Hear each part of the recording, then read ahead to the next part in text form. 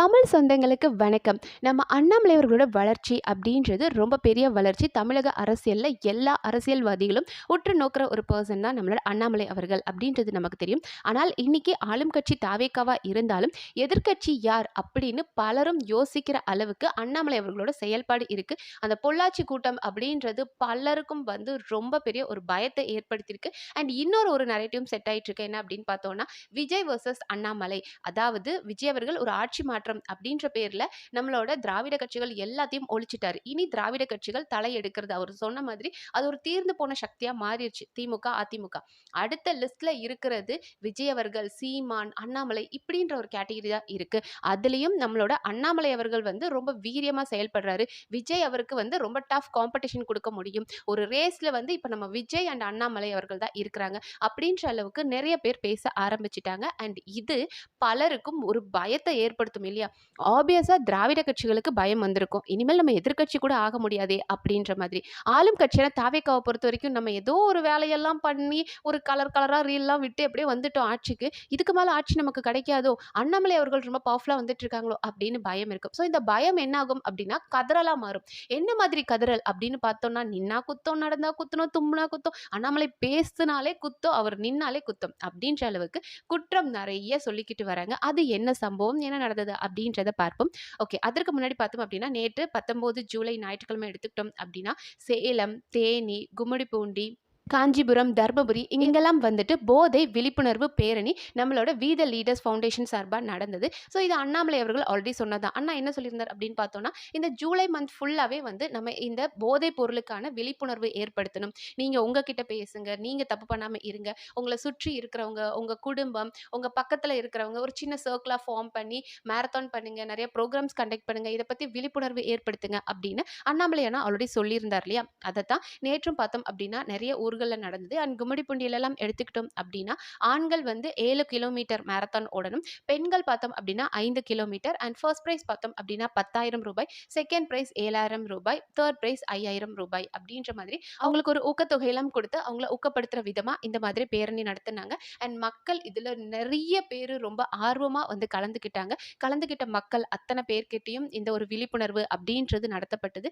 So மக்களும் okay, ஒரு முன்னெடுப்பு, நல்ல ஒரு முன்னெடுப்பு தானே. எத்தனையோ போராட்டங்கள் நம்ம சும்மா நான் எதிர்க்கட்சியா இருக்கேன், நான் அதுக்காக ஆளுங்கட்சி கூட சண்டை போடணும், வெறுப்பை காமிக்கணும் அப்படின்ற மாதிரி இல்லாம இது நம்ம தமிழ்நாட்டுக்கு தேவைப்படுற ஒரு விஷயம் தானே அப்படின்றத மக்களே புரிஞ்சுக்கிட்டு மக்கள் ரொம்ப ஆர்வமா இதுல கலந்துக்கிட்டாங்க. அண்ட் அண்ணாமலை அவர்களும் இதைத்தான் எதிர்பார்க்கிறாங்க. அவர் பேரை ஏன் வி த லீடர்ஸ் அப்படின்னு வச்சிருக்காருன்னு பார்த்தோம்னா, நான் ஒரு தனி மனிதன், அண்ணாமலை அப்படின்ற ஒரு தனி மனிதன் மட்டும் செயல்பட்டு இந்த நாட்டை திருத்த முடியுமான்னு கேட்டா ஆப்வியஸா கிடையாது. ஒவ்வொரு தனி மனிதனுக்கும் அந்த ஒரு சுய ஒழுக்கம் வேணும். நான் நல்லா இருக்கணும், என் சமுதாயம் நல்லா இருக்கணும், என் நாடு நல்லா இருக்கணும் அப்படின்னா மாற்றம் நம்ம கிட்ட இருந்தா வரணும். அதனால தான் மாறுவோம் மாற்றுவோம் அப்படின்னு இருக்கு. ஸோ ஒவ்வொரு மனிதனுக்கும் அந்த ஒரு நானும் ஒரு தலைவன் அப்படின்ற பொறுப்பு வேணுன்றதுக்காக தான் ஒவ்வொருத்தர்கிட்டையும் நீங்க இந்த முன்னெடுத்து பண்ணுங்க, நீங்க இந்த மாதிரி விஷயத்த ஆர்கனைஸ் பண்ணுங்க, உங்க ஏரியால பண்ணுங்க அப்படின்ற மாதிரி நிறைய விஷயங்களை அவர் சொல்லி கொடுக்குறாரு. ஏன்னா இன்னைக்கு இருக்கிற அரசியல் சூழ்நிலையில அரசியல்னா என்னன்னே தெரியாம சும்மா இருந்தவங்கலாம், நான் ஒரு ரசிகர் மன்றம் வச்சிருக்கேன், பிளாக்ல டிக்கெட் வித்துட்டு இருந்தேன், பவுடர் போட்டுட்டு இருந்தவங்க அப்படின்றவங்களாம் இன்னைக்கு அமைச்சரா உட்காந்து அவங்களுக்கு என்ன செய்யணும்னே தெரியல. ஆனால் அண்ணன் அண்ணாமலை எடுத்துட்டோம் அப்படின்னா அதற்காக தான் முதல்லயே என் கூட வரணும் அப்படின்றவங்க ரொம்ப பொறுமையா இருக்கணும். நீங்க உடனே ஒரு கட்சி துவங்கணும், எனக்கு ஒரு பதவி கொடுக்கணும் அப்படின்லாம் ஆசைப்படாதீங்க. நான் கட்சி தொடங்க லேட் ஆகலாம், உங்களுக்கு இன்னும் எந்த பொறுப்பும் கொடுக்காம இருந்திருக்கலாம். ஆனால் முதல்ல கற்க வேண்டியதை நீங்க கத்துக்கணும். அரசியல்னா என்ன, அரசியல் சும்மா நான் எடுத்ததுமே சிஎம் ஆகணும், மினிஸ்டர் ஆகணும் அப்படின்லாம் ஆசைப்பட முடியாது. அடிப்படை தெரிஞ்சிருக்கணும். முதல்ல ஒரு மரக்கன்று நடுங்க, விழிப்புணர்வு நடத்துங்க, மக்கள் கூட கனெக்ட் ஆகுங்க, அப்புறமா வாங்க அப்படின்ற மாதிரி ரொம்ப பொறுமையா தான் இந்த அரசியல்ல சின்ன சின்ன நுணுக்கங்களையும் கத்துக்கிட்டு தான் நம்ம வரணும். நம்ம முதல்ல பேஸ் பட் நமக்கு ஸ்ட்ராங்கா இருக்கணும். அப்பதான் நம்ம அடுத்தடுத்த கட்டத்துக்கு போக முடியும் அப்படின்றத அண்ணன் அண்ணாமலை அவர்கள் நிறைய தடவை சொல்லியிருக்காரு. அண்ட் அதை இப்ப மக்கள் கிட்ட ஒவ்வொருத்தர்கிட்டையும் அந்த ரெஸ்பான்சிபிலிட்டி கொண்டு வரணுன்றதுக்காக தான் வி த லீடர் ஃபவுண்டேஷன் சார்பா இதை பண்ணுங்க அப்படின்றாரு. மாற்றம் நம்ம கிட்ட இருந்து வரணும் அப்படின்றதுக்கு இது ஒரு நல்ல ஒரு முயற்சியா நான் பார்க்குறேன். ஏன்னா, இப்ப நம்ம டெய்லியும் பார்த்துட்டு இருக்கோம். அதுவும் காலம் காலமா நம்ம அரசியல்ல பார்க்குறது என்ன அப்டின்னா, 2 கட்சி இருப்பாங்க. ஒரு கட்சி ஏதாவது ஒண்ணு விமர்சிப்பாங்க. அதற்கு கவுண்டர் அட்டாக் குடுக்குறதுக்கு இன்னொரு கட்சி பேசுவாங்க. ஸோ தொடர்ந்து இதே தான் நடந்துட்டு இருக்கும். ஒரு கட்சி ஒரு அட்டாக் குடுப்பாங்க. அப்புறம் கவுண்டர் அட்டாக் குடுப்பாங்க. இவரு அத சொன்னாரு. இவரு அதுக்கு இப்டி பேசினாரு. அதுக்கு இவரு பதிலடி குடுத்தார். இப்படியே தான் போயிட்டுருக்கும். ஆனால் இந்த அரசியல்னால மக்களுக்கு என்ன லாபம் இருக்கு? ஒருத்தருக்கு ஒருத்தர் அவங்க சண்டை போடுறனால நமக்கு என்ன பெரிய லாபம் இருக்கு? அப்டின்றத தாண்டி என்னோட மக்களுக்கு நான் நல்ல விஷயங்கள சொல்லிக் குடுக்கணும். தமிழ்நாட்ட நான் முதல் மாநிலமா கொண்டு வரணும் அப்டின்னா, அவங்கள எப்படியெல்லாம் ஒழுக்கம் கொண்டு வரணும் அப்படின்னு அண்ணாமலை அவர்கள் ஒவ்வொரு விஷயத்திலயும் நல்லது தான் பண்ணிட்டு இருக்காரு.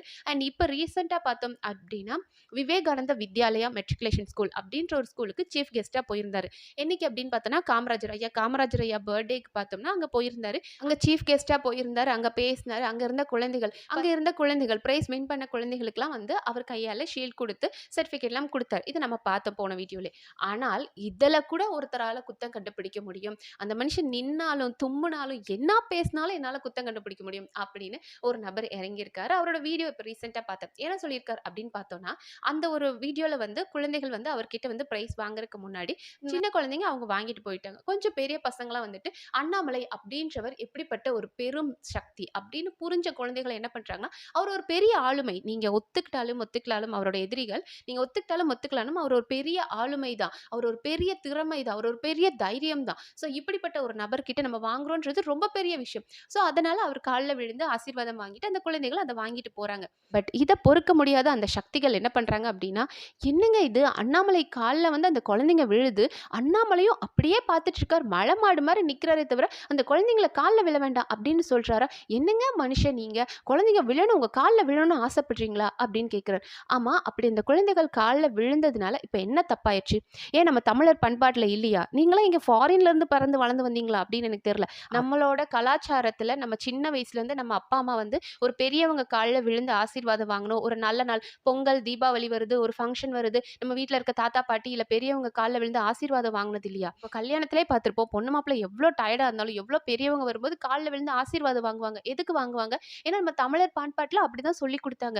பெரியவங்க கால்ல விழுந்து ஆசீர்வாதம் வாங்குறதும், அவங்களோட பிளெஸிங்ஸ் கிடைக்கிறது நமக்கு ரொம்ப நல்லது. அப்படின்றதுக்காக இத சொல்லிக் குடுத்துருக்காங்க. அண்ட் அத ஃபாலோ பண்றாங்க. இன்னைக்கு வரைக்கும் நம்ம அப்பா, அம்மா அப்படிதான் நமக்கு சொல்லிக் குடுத்துருக்காங்க. நாம நம்ம குழந்தைங்க கிட்ட பெரியவங்க கிட்ட ஆசீர்வாதம் வாங்கணும். அவங்க பிளெஸிங்ஸ் வேணும் அப்படின்னு நம்ம சொல்லிக் குடுத்தது இல்லையா?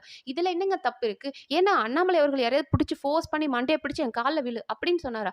கிடையாதே. அதே கூட்டத்துல சின்ன குழந்தைகள் வந்து பிரைஸ் வாங்குனாங்க. அப்ப அந்த மனுஷன் என்ன பண்ணாரு? அவரு முட்டி போட்டுக்கிட்டாரு. அவரு நெனச்சாருன்னா, குழந்தைங்களுக்கு இப்படி நின்னுகிட்டு இப்படி குடுத்திருக்க முடியும். பட் அவர் அப்படி பண்ணல. அந்த குழந்தைங்களோட குழந்தைகளா ஈக்குவலா முட்டி போட்டுக்கிட்டு அந்த குழந்தைங்களுக்கு பிரைஸ் குடுத்தாரு. அப்ப அது உங்க கண்ணுக்கு தெரியலையா? எப்படி அவர குறை சொல்லலாம் அப்படின்னு தான் பார்த்துட்டு இருக்கீங்களா? அண்ணாமலை அவர்களும் தமிழர் பண்பாட்டுல வளர்ந்த ஒரு மனுஷன் தானே. அப்போ பெரியவங்க கிட்ட ஆசீர்வாதம் வாங்குறது நல்லது அப்படின்றனால, அந்த குழந்தைகள் ஆசீர்வாதம் வாங்கும்போது அவங்க அந்த குழந்தைங்களோட தலையில கை வச்சு ஆசீர்வாதம் பண்ணி அனுப்புனார். இதுல என்னங்க தப்பு இருக்கு? இன்னைக்கு அவர் ஒரு பெரிய அரசியல் தலைவர். தமிழ்நாட்டு அரசியல்ல மறக்க முடியாத ஒரு தலைவரா மாறிட்டு இருக்கார். அண்ட் இதற்கு முன்னாடி ஐபிஎஸ்ஸா இருந்தாரு. கர்நாடகாவோட சிங்கம். இன்னைக்கும் அந்த கன்னட மக்கள் அண்ணாமலைன்ற பேரை கேட்டா அப்படிப்பட்ட ஒரு தலைவர்னு அவங்கள போட்டுறாங்க. அப்படிப்பட்ட ஒரு பெரும் சக்தியா அங்க இருந்தாரு. கர்நாடகால இருந்தாரு. அதுக்கப்புறம் பிஜேபியில சேர்ந்து மாநில தலைவரா இருந்தாரு. ஸோ அப்படி அவர் மாநில தலைவரா இருக்கும்போது ஒரு நாள் ஏர்போர்ட்ல எங்கேயோ போகலாம் அப்படின்னு போயிட்டு இருக்காரு. அந்த நேரம் நம்ம அண்ணாமலை அவர்களோட பழைய டீச்சர் ஒருத்தர், ஒரு சார் வந்து தயங்கி தயங்கி நிக்கிறார். ஏன்னா அன்னைக்கு வந்து அண்ணாமலைக்கு ஒரு டீச்சரா இருந்திருக்கலாம். அவர் ஸ்டூடெண்டா அண்ணாமலை இருந்திருக்கலாம். இன்னைக்கு அண்ணாமலை ஒரு பெரிய ஆளுமை. நம்ம எப்படி போய் பேசுறது அப்படின்ற மாதிரி அந்த மனுஷன் தயங்கி நின்னுட்டு இருக்கிறாரு. இவரை பார்த்து அப்படியே வரும்போது அண்ணாமலை அவர்கள் அவர்கிட்ட பேசிட்டு கால்ல விழ போறாரு. தமிழ்நாட்டு அரசியல், தமிழ்நாட்டு மக்கள் என்ன ஒரு பெரிய அரசியல்வாதியா பார்க்கலாம். ஆனா இன்னைக்கும் நான் உங்க ஸ்டூடெண்ட் தானே சார் அப்படின்ற உணர்வுல அவரோட கால்ல போய் விழுகிறாரு. அண்ட் அது மட்டும் இல்லையா, பொள்ளாச்சி மாநாடு பார்த்தோம் இல்லையா? பொள்ளாச்சி மாநாட்டுல அந்த மனுஷன் வந்து ஸ்டேஜுக்கு வந்த உடனே அவர் செஞ்ச முதல் காரியம் என்ன? அப்படியே அந்த ஸ்டேஜ்லயே விழுந்து கும்பிட்டார் ஒவ்வொரு மக்களுக்கும். எனக்காக வந்தவங்களுக்கு நன்றி. அண்ட் உங்களோட ஆசீர்வாதம் எல்லாம் தான் நம்மள அடுத்த கட்டம் கூட்டிட்டு போகும் அப்படின்னு அந்த இடத்திலே விழுந்தாரு. அவரோட பொறுத்த வரைக்கும் அது ஒரு மாண்பு, தமிழர் மாண்பு. நமக்காக ஒரு வந்தவங்களுக்கு நன்றி சொல்றதும், உங்களோட ஆசீர்வாதம் வேணும் அப்படின்னு கேட்கறதும், நான் இன்னைக்கு ஒரு பெரிய ஆளா இருந்தாலும் என்ன உருவாக்குன டீச்சருக்கு முன்னாடி நான் ஒரு ஸ்டூடெண்ட் தான் அப்படின்னு அந்த டீச்சர் கால்ல போய் விழுகிறாரு. அப்படிப்பட்ட மனுஷனை குறை சொல்லணும் அப்படின்றதுக்காக என்ன வேணாலும் உருட்டுவீங்களாடா அப்படின்ற மாதிரி தான் இருக்கு. சரி, அவர் வந்து கால்ல விழுக வராரு, விழுக வேணாம்னு சொல்றாரா இவரு அப்படின்றீங்க. இப்ப நம்ம கமல் அவர்களை எடுத்துக்கிட்டோம் அப்படின்னா, ஐயா கமல் வந்து புரியாத மாதிரியே பேசுவாரு. நிறைய விஷயம் பேசுவாருன்னு வைங்களேன். யாராவது கால்ல விழ வந்தா ஆஹா அப்படிலாம் விழக்கூடாது, நீங்களும் விழக்கூடாது, நானும் விழ மாட்டேன் அப்படின்னு அப்படி அவர் சுயமரியாதையை பேசி, சுய ஒழுக்கத்தை பேசி என்னத்தை பெருசா பண்ணிட்டார். அரசியல்ல இந்த தமிழ்நாட்டு மக்களுக்கு அவர் என்ன பண்ணார்? அவர் அரசியல் கட்சி தொடங்கும்போது என்ன சொல்லிட்டு உள்ள வந்தார்? வந்தாரு. நம்மளோட திராவிட கட்சிகள் எப்படி இருக்கு? திமுக பாருங்க வாரிசு அரசியல் பண்ணிட்டு இருக்கு. அவங்களால தான் தமிழ்நாடு இவ்ளோ மோசமா இருக்கு அப்படின்னு சொல்லி டிவியெல்லாம் போட்டு உடைச்சாரு. அண்ட் அதுக்கப்புறம் பார்த்தா அப்படின்னா டிஎம்கே கூடயே போய் கூட்டணி வச்சிருக்காரு. ஆனா திமுக என்ன பண்ணுச்சு? எக்ஸ் சிஎம் இருந்த ஸ்டாலின் அவர்கள் என்ன பண்ணாரு? தன்கிட்ட மனு குடுக்க வந்த அம்மாவ பிடிச்சு தள்ளி விட்டாரு. போங்கம்மா அப்படின்னாரு. அவங்க பார்க்க வர்றவங்களுக்கு அங்க வந்து கேபின்ல பார்க்க வர்றவங்களுக்கு பிளாஸ்டிக் சேர் போடுவாங்களாம். படங்கள்ல பேசும்போது உதயநிதி அவர்கள் ஒற்றுமையை பத்தி பேசுவார். ஆனால் அதுவே அவங்க ஆபீஸ்ல பார்க்க வர்றவங்களுக்கு பிளாஸ்டிக் சேர்ல உட்கார வச்சிட்டு இருக்காரு. அப்போ இதுதான் நீங்க நினைக்கிற அரசியல்வாதி அப்படின்னா இப்படிதான் இருக்கணுமா? ஆனால் டெஃபினட்டா அண்ணாமலை அவர்கள் நீங்க நினைக்கிற மாதிரி இந்த எப்போதுமே இந்த அரைச்ச மாவை அரைக்கிற அரசியல்வாதி அண்ணாமலை அவர்கள் கிடையாது. வெளியே சமத்துவம் பேசிட்டு உள்ள போய் தீண்டாமை நவீன தீண்டாமை பண்ற அரசியல்வாதி அவர் கிடையாது. அண்ட் நிறைய அரசியல்வாதிகள் நம்மளும் பார்த்திருப்போம். வெளியே இருக்கும்போது எம்மதமும் சம்மதம், எனக்கு எந்த மதமும் இல்லை, எனக்கு எந்த ஜாதியும் இல்லை அப்படின்னு நல்லா ஜிக்னா வேலை காட்டிட்டு, ஆனா கட்சி ஆட்சி அப்படின்னு வரும்போது பொறுப்பு கொடுக்கும்போது தென் மாவட்டமா அப்ப தென் மாவட்டத்துக்கு இந்த ஜாதிக்காரனை நிறுத்தினா கரெக்டா இருக்கும், அதுவே ஊட்டி சைடா இந்த ஜாதிக்காரனை நிறுத்தினா கரெக்டா இருக்கும் அப்படின்னு உள்ள இருக்கவங்க பார்ப்பாங்க. ஆனா நம்ம அண்ணாமலை அவர்கள் எடுத்துக்கிட்டோம்னு வைங்களேன், ரொம்ப நேச்சுரலா எனக்கு இதுதான் வரும்ன்றத தெளிவா சொல்லிடுவாரு. நான் இப்படிதான். ஒரு சிலர் பார்த்தோம் அப்படின்னா, நான் வந்து இஃப்தார் விருந்துக்கு போகும்போது குல்லா வச்சுட்டு போவேன். அப்புறம் கிறிஸ்டியன்ஸ் சர்ச்சுக்கு போனா முட்டி போட்டுட்டு போவாங்க. அதெல்லாம் எதுக்கு நடிக்கணும்? அந்த மாதிரி நடிக்கணும் அப்படின்னு நீங்க வந்து அண்ணாமலை அவர்களை எதிர்பார்க்காதீங்க. அது அந்த நடிப்பு அவருக்கு வராது. ஏன்னா அவர் அன்னைக்கே தெளிவா சொல்லியிருக்காரு. நான் வந்து ஒரு குல்லா வச்சு தான் வந்து நான் முஸ்லிம்ஸை மதிக்கிறேன், அவங்களோட மதத்தை நான் மதிக்கிறேன்றதை நான் காட்டணுன்ற அவசியம் எனக்கு கிடையாது. அண்ட் எந்த ஒரு முஸ்லீமும் போய் நீங்க திருநீர் வைங்க, என்ன மாதிரி குங்குமம் வைங்க அப்படின்னு நான் ஃபோர்ஸ் பண்ண மாட்டேன். எனக்கு என் மத நம்பிக்கை இருக்கு. அதை என்னோட 365 நாளும் நான் அதை கடைபிடிக்கிறேன். என்னோட நம்பிக்கை வேற, அவங்களோட நம்பிக்கை வேற. ஆனா ஒரு குல்லா வச்சு தான் எனக்கு அந்த நம்பிக்கை முஸ்லிம்ஸ் மேல எனக்கு மரியாதை இருக்கணுன்ற காட்டணும்ன்ற அவசியமும் கிடையாது. ஒரு சர்ச்சுக்கு போய் முட்டி போட்டுக்கிட்டே நடந்து போய் தான் நான் வந்து ஒரு கிறிஸ்டியனை மதிக்கணும்ன்றது கிடையாது. அண்ட் இதெல்லாம் வந்து ரொம்ப பழைய டெக்னிக். என்னை பொறுத்த வரைக்கும் அரசியல்வாதிகள் பலரும் நம்ம பார்த்திருக்கோம். அரசியல்வாதிகள் எலெக்ஷன் டைம்ல மட்டும் பூ விப்பாங்க, புண்ணாக்கு விப்பாங்க, மான் விப்பாங்க, மீன் விப்பாங்கன்ற மாதிரி அப்படியே நம்ம கூட இறங்கி நம்ம கூட எல்லா வேலையும் செய்யற மாதிரி நடிச்சுக்கிட்டு இருப்பாங்க.